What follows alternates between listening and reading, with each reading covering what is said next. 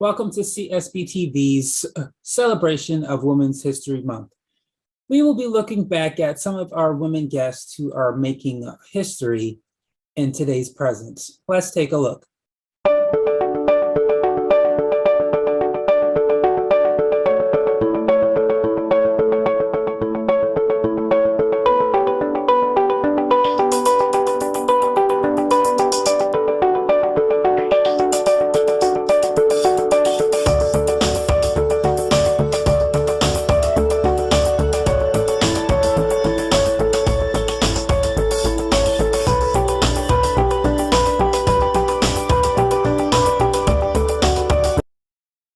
Hi, it's time for another episode of The Gold Mine. I'm your host, Casey Bell, and today's guest is Shakira Rouse. Let's get started. So you are an entrepreneur. Did you grow up in an entrepreneur household? No, I actually didn't grow up in an entrepreneur household. So this is an experience that I'm learning as I go along the way. I've always heard the expression that being an entrepreneur is like jumping off a cliff and building the plane on the way down. So I see myself fully building that plane on the way down. Had moments where I had to kind of stop and reevaluate and readjust and seek help from the community the best ways I knew how to. Awesome. So what was it that said you needed to start a business, being that that wasn't something you were raised in? How did the knowledge of entrepreneurship and knowledge of you starting a business come to your mind? So in grade 10, we have to do a careers course, and I remember doing my project on entrepreneurship. And I just remember at that time being really fascinated and having this idea. At the time, it was to create my own hotel, actually, and get more in hospitality. But as I kind of progressed through school, I kind of found a calling and a passion in education, and I just kind of found myself being more pulled in that direction of working with youth. And I thought that was actually what I was called to do. So I kind of put that whole idea of business and entrepreneurship on the back burner behind me, and was kind of pursuing more of a career in education. But what prompted me to start Special Compass was my own personal experience in school when I had a hard time with my learning disability. And when I decided to go back to school to finish a degree, I picked up a minor in inclusive education, and it gave me all this information that I didn't really have before, that information that was critical for my whole academic experience. And then I realized, hey, there's like a lot of information that could have helped me, but also will help other students. And then kind of gave me the incentive to, okay, I think this is where I want to make a change, and kind of started me to think of this as, okay, how do I create change, start this a program to help create change for other students and other parents, as well as, being able to sustain myself and create a living. And then I realized in an indirect way, I guess life has a way of bringing things full circle. I ended up building a business, but in education. So talk about Special Compass. What is it, and who are your clients, and what do you give them? Cool. So Special Compass is an organization dedicated to helping students with learning disabilities and other exceptional needs achieve success inside and outside the classroom. So I create all the programs and do a lot of the presentations and workshops myself.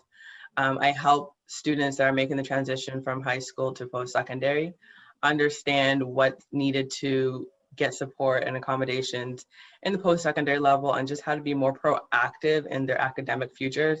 Helping parents to understand that, if they're new to this whole process, and understanding that, hey, that their child just got diagnosed with a learning disability or any kind of other exceptional needs, how to navigate the education system, how to help their son or daughter get the support they need in school, outside the school, as well as help them to be more confident and a proactive, learner themselves. My real whole mission is that I don't want other people to think because of they have like some kind of exceptional need that they have to settle for less, or they have to settle on their dreams. I just really want them to reach their full potential. So essentially, I really strive to work hard to help students become the leader, the captain of their own academic journeys and be more proactive in their education.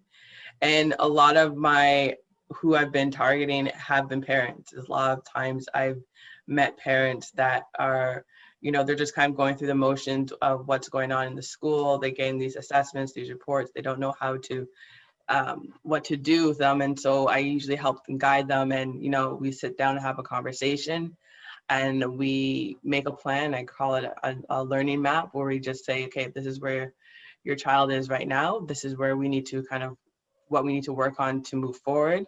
And this is what we need to keep in mind going ahead in the future. So a lot of my clients are from working with parents, and when I work in individual students, I'm working with mainly high school to post-secondary. I have experience, but I've really had experience with working with students from like K all the way up to 12. So out of curiosity, you said you took a minor in inclusive education and you learned a lot of things you wish you would have known. Name two of those things that were not taught to you that you believe would be helpful not only to parents, but to students as well. Yeah, so the biggest thing I learned is what is a learning disability actually.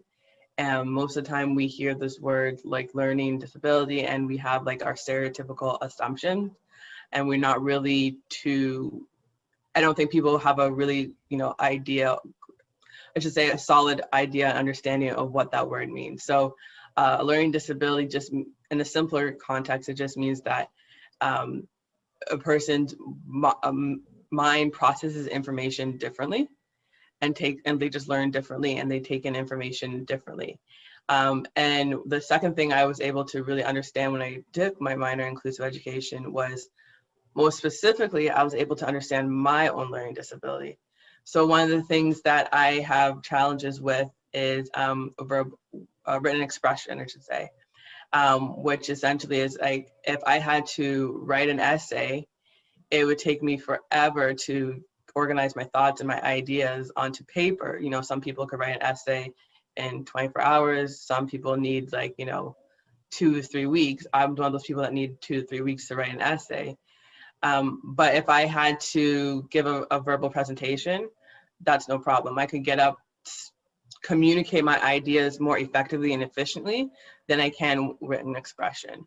And then I was able to really understand when that visual spatial memory and understand the different, specifically what my learning disability is and how it relates to me, and understand more specifically how my mind processes information and why I gravitate to doing certain things and I shy away from certain subjects and stuff like that. Well, no offense to the educational world, but I think we need to change that term because I don't see it as a disability. I see it as diversity. Mm-hmm. If you are a construction worker and you can build a house really well, you don't need the skill of essays because you're never going to write an essay. You're only going to be building houses. And it doesn't mean that person has a disability. It's just the teacher hasn't found their skills yet. And the problem with school is they throw a bunch of diverse people in school. And even though they're not a lawyer, they're not a doctor, they're not a dancer, at some point that's what they're going to be. And they're not all going to need the same information that they're teaching. And I think if they would, well, I know if they taught more information we all need, like how to read and understand a contract, because when you get an apartment or a home or a car, you have no clue what those words mean. If they taught you how to budget, bookkeeping, those are things we all need and we can all use in our daily lives instead of teaching information like how to write an essay. When if someone wants to be a dancer or someone wants to be a real estate agent, that's not skills they need.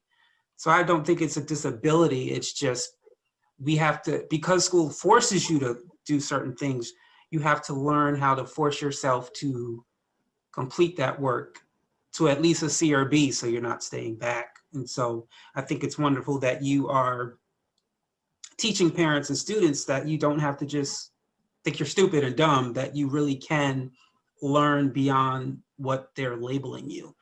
And so I thank you for that. So being that you were not in an entrepreneur environment, where did you start? Did you get books? Did you go to webinars, seminars to figure out entrepreneurship? Or did you just, as you said, you just fell and figured it out as you went? It was, I took the fall and I was figuring it out as I was going along. I would, in the beginning, I think I had the mindset of like, oh, I don't know what to do, so then I need help. And I feel like I was just grabbing all these resources, trying to cling to people that I thought they were going to take me to where I need to go and kind of guide me on the steps. And not to say that these people or, my actions were not beneficial, but eventually I kind of kept, this was, I guess, another roadblock I kept hitting, where I kind of felt like I was being taken away from my vision. I was kind of starting and stopping, not really progressing, and doing things that didn't really please me or didn't really entertain me. So for one example was that this whole notion of blogging, I kind of put the pressure on myself that I had to be blogging every week, had to be, producing something on social media every day. And it took the joy out of what it is I really wanted to do. So I went to all those workshops, those seminars, took notes, took information, and took what I needed, but learned to apply it for me in a way that fits for me. And I can say that, again, that was an overnight process. That was one of those, okay, stop. Oh, we hit a roadblock. We got to readjust, kind of try again, and, take a step forward. But eventually along the way, I realized that, hey, you know what? I do have all the skills I need to be successful in this. I just need to trust myself and stop thinking that I need somebody or something. Just do, follow my vision, follow my gut intuition. And when the resources that I need are gonna come when I need them. So for example, I mean, I don't mean to say this and think people, okay, yeah, like, I could go become an entrepreneur without any skill or training. You still need to understand certain basic concepts. Like you still need to understand like the financial operations, the marketing, operations, and, fulfilling your sales or services, whatever it is you're in the business. So I did take, like I said, when I would go to those workshops and conferences, I was more selective of the information that I was looking for. So I wasn't just going to any kind of social media, workshop. Now I'll be going to social media workshops that are talking specifically about, let's say, analytics. Now I'm going to social media workshops that are specifically targeting to like Facebook or Instagram, different ways of learning how to create content, stuff like that. And eventually I felt like I gained a good wealth of knowledge where I was able to like, okay, I could proceed, take a step and, do what I need to do. But I think the benefit of all that in just learning and training too is that as an entrepreneur, you can't do it all yourself. Eventually you got to start building and growing a team of people, whether they're to help you in your operations or in the background of different things. But the more that you know yourself, that you become educated and you're going to be able to pick the right people to be on your team. And so when that point came for me, I kind of realized I came to a point where I was able to really decipher, or more accurately, I would say, who's going to be a proper fit to be on my team to help me and support me on this journey, and who's not going to be a proper fit. So I'm sure you heard of the saying, I wish I know then what I know now. Give at least one or two tips people starting in entrepreneurship should know before they get started that you know now, but you didn't know when you started. Okay, so one, you don't have to do it all. I think this is the biggest thing that we think, that we have to do everything, be everything. You don't have to do it all. You definitely don't lack anything. You have everything you need to be successful.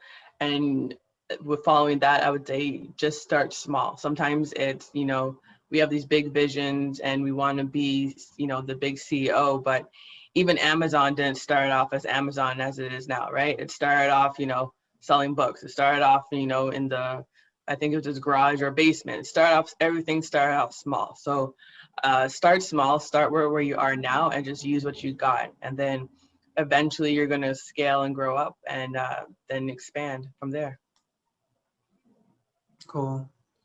So kind of off the subject question, if you had the opportunity, if you know of any entrepreneurs that inspired you, that you'd like to sit down and talk and ask questions, whether this person be dead or alive, who would this person be and why?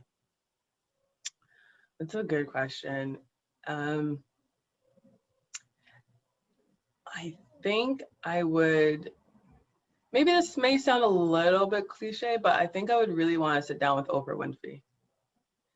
And she is somebody that, you know, had faced her own adversity personally and professionally, and has created something that is of her own and has really set the bar for other people to, you know, to I don't say mimic, or, you know, really set the bar in that industry of like media and journalism.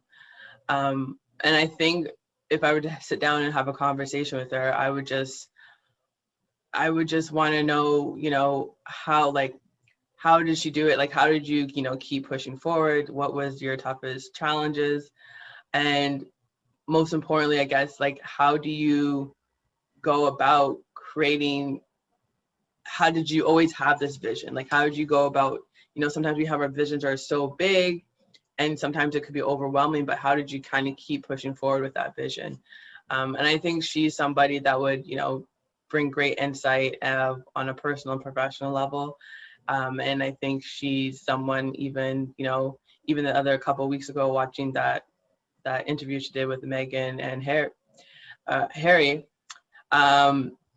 it really would remind me, like, yes, she is a real true boss woman in her own field. Yeah, and she still has it because, you know, Yeah. she stopped her show, but she could still do an interview. Yeah, exactly. Yeah. So real off the topic subject question. Who painted that picture behind you? I'm not too sure, to be honest with you. Okay. I have to take it down to go back. I Oh, remember okay. I wrote down, but I picked it up at a store and it was a perfect price. And I said, you know what, this fits exactly what I want to decorate in my space. So why not?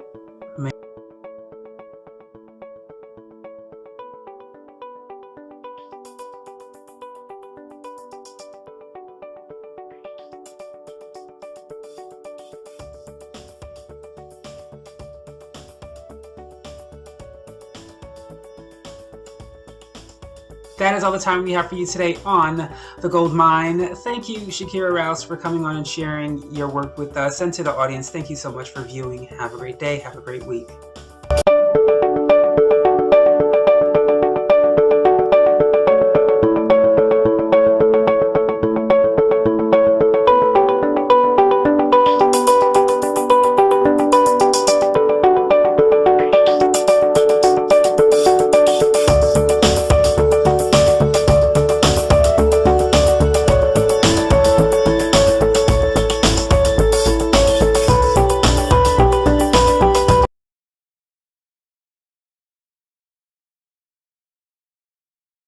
It's time for another musical interlude. Let's get started. Talking with people with music in their genes, their blood, and in their soul. You are watching Musical Interlude. Hi, it's time for another musical interlude. I'm your host, Casey Bell, and Lady Redneck is here with me today, sharing her musical journey with us. Let's take a look. When did you first realize you wanted to be in the music business, or when you first realized you were a musician? Well, let's see. I grew up in a really musical family. My dad was a music major. My mom played the piano, and my dad played a whole bunch of instruments, wrote music, and they were always in bands. So it kind of wasn't even like a question of not being a musician. Like I started guitar and piano when I was 6 and violin when I was like 9. And we all played a whole bunch of instruments. And that's just what we did as a family. Like we would travel around and do shows. We did like fair circuits, weddings, corporate events, you know, always at all the talent shows and everything else. And so, because kind of was never a question, that's just part of who I was. So that kind of answers my next question, because my next question was, when did you decide to actually go out there and be in the business? But it seems like you were in the business from the start. So was there ever a time where you thought you should be something else, or was this just, you knew this was it? Yeah, actually, you know, I grew up, we performed all over and we always did cover songs or songs my dad had written, and we made a couple CDs that did really well. But about 5 years ago, because I've written music my whole life, and so about 5 years ago, I decided I wanted to record some of my music, and I'd moved away from my family, so they're still all playing up north, but I'm in Texas, and so I'm down here kind of doing my own thing. So I started recording just some of the songs I'd written, and so about for 5 years now, I've just been doing my own thing. So. So then that actually probably answers my next question. Being that you were recording CDs, you basically, by the time you started, could you say you already knew where to begin and where to start, how to get into the business, how to get into the studios, or was there anything you had to learn on your own? Well, we'd always done it, when we did the 2 CDs that we did before, we did them up in Utah, and we had hired studio musicians, and they were never songs that I'd written. So it was quite a bit different here to go into a studio, bringing my own music, showing them exactly, the sound I wanted. I play some of the instruments on some of the songs, and then my producer usually does the rest of them. And so just between the 2 of us, I think it's different in the sense that because it's like my baby, and I want it like in my head when I write it, I hear it a certain way. And so I want it to sound just like the way that I'm hearing it. And so, before it was always like our band, it was always the group. So it wasn't just my own little thing. So I guess it's different in that sense, just that it's just like, if it's awful, it's my fault. If it's good, it's my fault. If it's bad, it's my fault. So talk about your latest single, Kiss Me. What was that, or who was the inspiration behind that song? Okay, so I have six CDs out now, and almost all of them are original, but I'll put 2 cover songs on each CD. And so Kiss Me was a cover song. It was from a group called Sixpence None the Richer. I think they said it released in 1998. And just always liked that song. I don't know, sounded just kind of fit my personality, I guess. I don't know. So nothing. Have you been able to hear their reaction of their cover? Well, I've had a ton of fans tell me that they've downloaded it, that they love it, they listen to it. It's been awesome. So it's been a great response. And then I've done a lot of fun things around the song, around my release. And in fact, tomorrow on my Facebook page, I had fans send in pictures of them and their loved one. And I threw it all onto a video, and at 12 o'clock tomorrow, Texas time, just that song with all of their little love pictures will be on there. So it's fun. I think everybody's really seemed to have really liked it. So it's doing well thus far. Awesome. Yeah.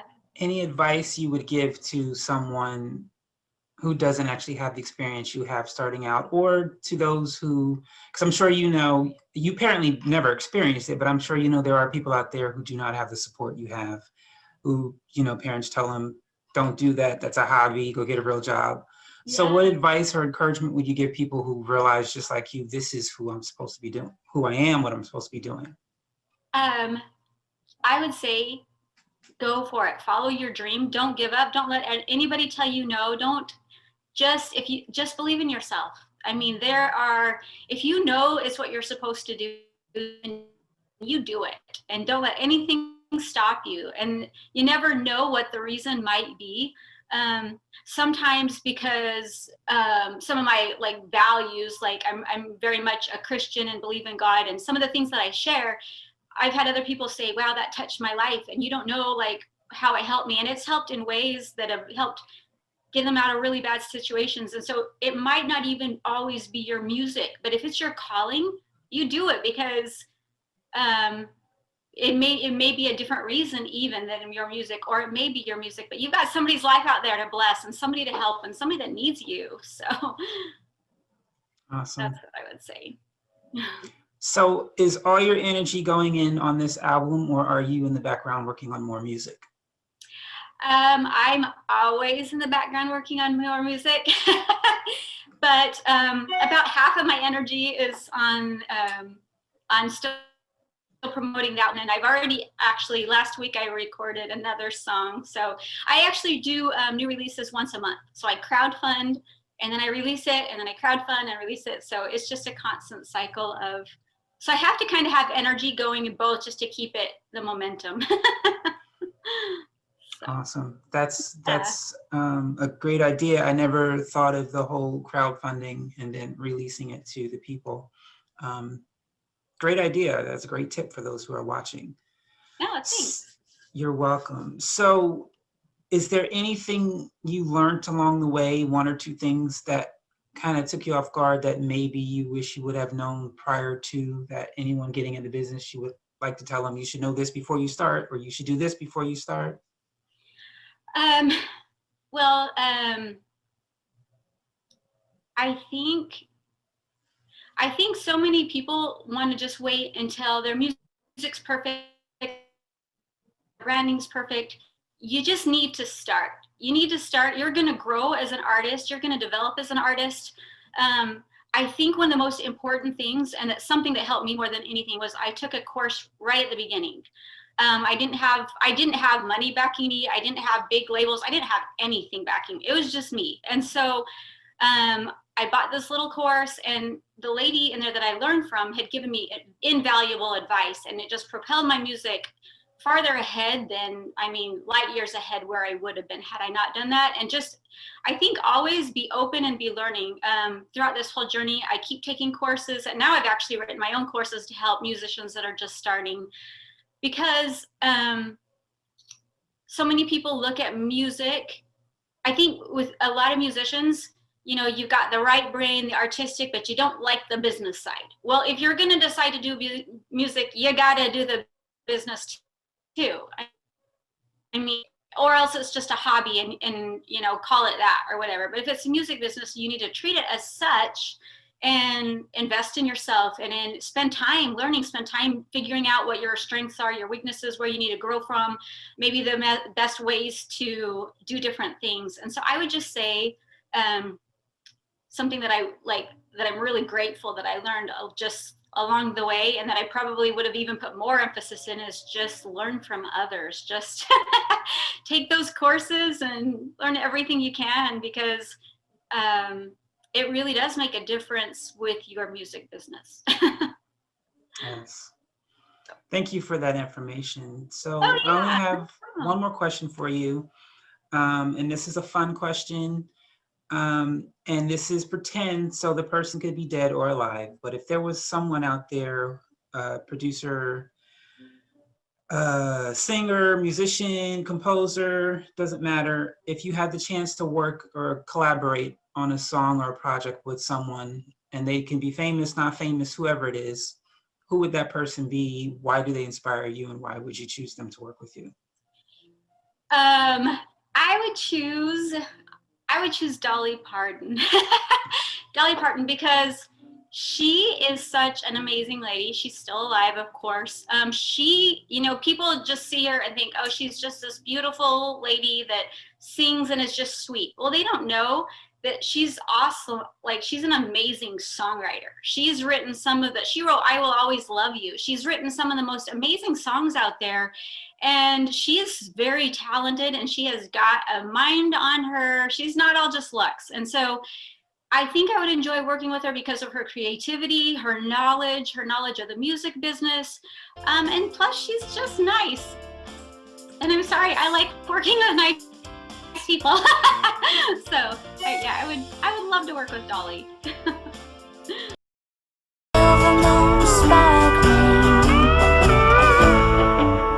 So kiss me.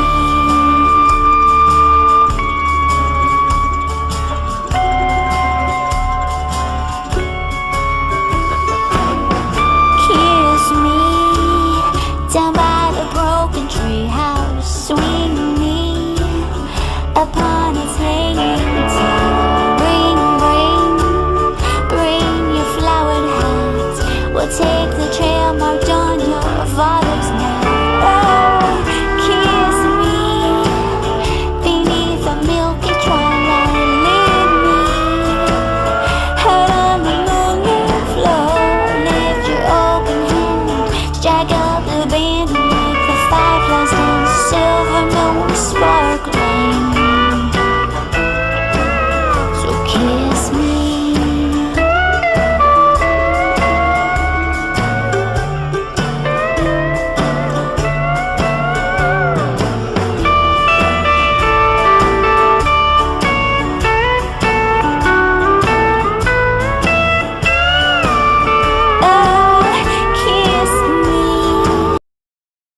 that's all the time we have for you today on Musical Interlude. I want to thank our guest, Lady Redneck, for taking the time to stop on by Musical Interlude, and to the audience, thank you so much for watching. Enjoy your day.